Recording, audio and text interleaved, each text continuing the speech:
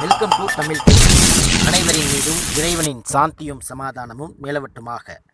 இன்று நாம் பார்க்க போவது முஸ்லிம் பெண்கள் ஹிஜாப் அணிவதால் இழந்தது என்ன, இதை பற்றித்தான் இந்த வீடியோ பதிவின் மூலமாக பார்க்க போகிறோம். இஸ்லாம் உடலுக்கு திரையிடச் சொன்னதை தவிர அறிவிற்கு திரையிடச் சொல்லவில்லை. இஸ்லாத்தில் பெண்கள் வேலைக்கு செல்ல தடை இல்லை.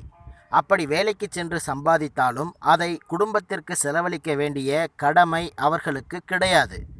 இஸ்லாத்தில் பெண்கள் வெளியே செல்ல தடை இல்லை.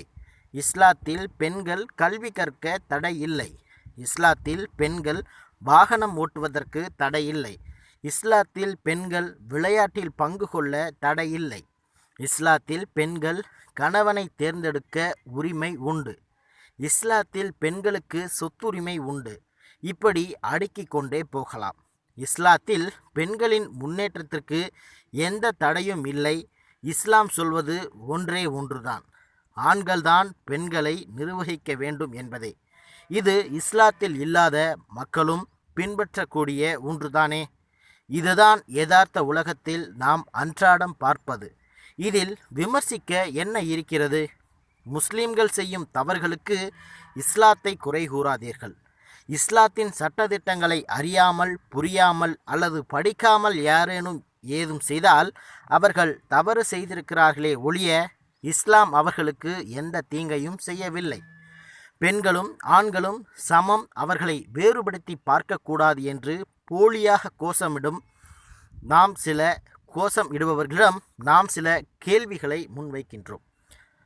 இயற்கையாகவே ஆணுக்கும் பெண்ணுக்கும் மூளையிலேயே வித்தியாசம் இருக்கிறது என்கிறது இன்றைய அறிவியல். இதற்கு நீங்கள் யாரை குறை சொல்லப் போகிறீர்கள்? சரி, ஆணும் பெண்ணும் சமம் என்கிறீர்கள். அப்படியானால் ஒன்றாக விளையாட விட்டு பார்க்க வேண்டியது தானே. கிரிக்கெட், டென்னிஸ், ஃபுட்பால் என்று எதை எடுத்துக்கொண்டாலும் ஏன் தனித்தனியாக நடத்துகிறீர்கள்? அனைவரும் சமம் அல்லவா? ஆணும் பெண்ணும் சமம். பிறகு எதற்கு ஆண்களுக்கும் பெண்களுக்கும் தனித்தனி கழிவறைகள்? எதற்கு தனித்தனி வரிசைகள்? எதற்கு தனித்தனி உடைகள்? அப்போ உங்களுக்கு தேவையானதை சரி என்று பட்டதை நீங்கள் சரி காணுவீர்கள், மற்றதை கண்மூடித்தனமாக எதிர்ப்பீர்கள். அப்படித்தானே? ஆண்கள் பெண்கள் சமம். பிறகு ஏன் சினிமாவில் பொது வாழ்வில் பெண்களுக்கு மட்டும் அரைகுறை ஆடை, ஆண்களுக்கு கிடையாதா? ஏன் பாரபட்சம்? ஆமாம், ஏன் ஆண் பிள்ளை பெற்றுக்கொள்வதில்லை? இதில் பெண்களுக்கு நிகழ்த்தப்படும் கொடுமையாக இருக்கிறது. ஆண்கள் மட்டும் என்ன உசத்தியா? உங்கள் அறிவியல் வளர்ச்சியில் எல்லாமே சாத்தியமே. செய்து காட்டுங்களேன். இன்னும் கேட்டுக்கொண்டே போகலாம். ஆனால் பதில்கள் கிடைக்காது. இஸ்லாத்தை விமர்சிக்கும் அத்தனை அறிவு ஜீவிக்கும் சொல்லிக்கொள்கிறோம், நீங்கள் உங்கள் பார்வையில் இஸ்லாத்தில் குறைகளை கண்டால் அதை எங்களிடம் முன்வைப்பதற்கு முதலில் நீங்கள் அதற்கான சிறந்த தீர்வை கொண்டு வாருங்கள். அதாவது, இது இஸ்லாத்தில் தவறு, இப்படி இருந்தால்தான் சரி என்று தீர்வோடு வாருங்கள்.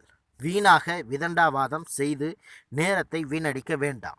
மேலும் இது போன்ற தகவல்களை தெரிந்து கொள்வதற்கு நமது தமிழ் தேனியோடு இணைந்து